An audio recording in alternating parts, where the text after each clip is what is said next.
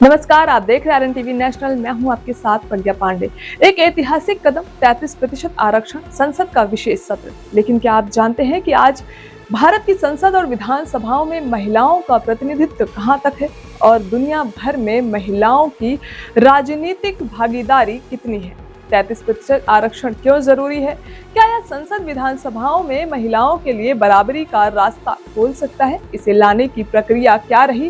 कब पहली बार पेश हुआ था? कितनी बार लंबित रहा? इसमें कौन कौन से संविधान अनुच्छेद संशोधित किए गए और 16 अप्रैल से शुरू हो रहे विशेष संसद सत्र में इसका क्या महत्व है?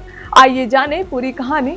महिला आरक्षण संशोधन बिल 2026 का हर पहलू विस्तार से। लोकसभा कुल 543 सीटों में लगभग 75 महिला सांसद हैं, यानी केवल 13 से 14% सदस्यों में महिलाएं हैं। राज्यसभा लगभग 40 महिलाएं हैं, करीब 16 से 17%। राज्य विधानसभाएं औसतन 10 से 12% से भी कम महिलाओं का प्रतिनिधित्व। कई बड़े राज्यों में यह संख्या सिर्फ एक अंक में ही है। हालांकि भारत की आबादी में महिलाएं लगभग 49% हैं। लोकतांत्रिक संस्थाओं में उनकी भागीदारी इसका आधा भी नहीं है।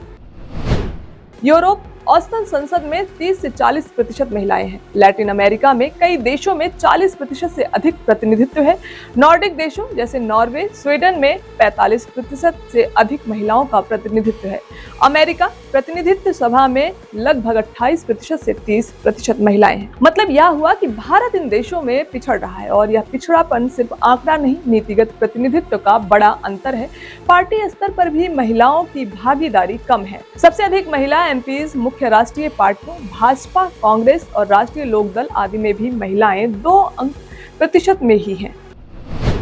संसद और राज्य विधानसभाओं में महिलाओं के लिए 33% सीटें आरक्षित होंगी। लागू होने का समय 2029 के लोकसभा चुनाव से। कानूनी आधार संविधान अनुच्छेद 81, 170, 330 और 332 में संशोधन।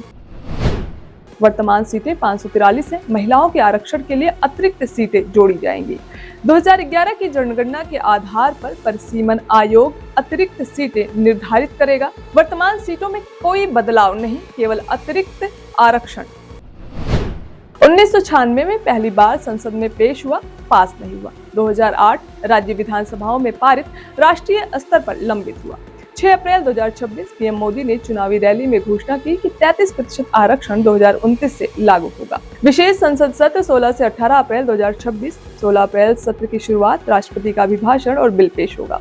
17 अप्रैल को चर्चा और प्रश्नोत्तर होगा। 18 अप्रैल मतदान और पारित होने की संभावना है। संविधान संशोधन की प्रक्रिया। संविधान संशोधन कानूनी मजबूती। बिल को पारित करने के लिए लोकसभा और राज्यसभा में 2/3 बहुमत आवश्यक है। राज्यों की सहमति भी जरूरी है ताकि आरक्षण अस्थायी हो।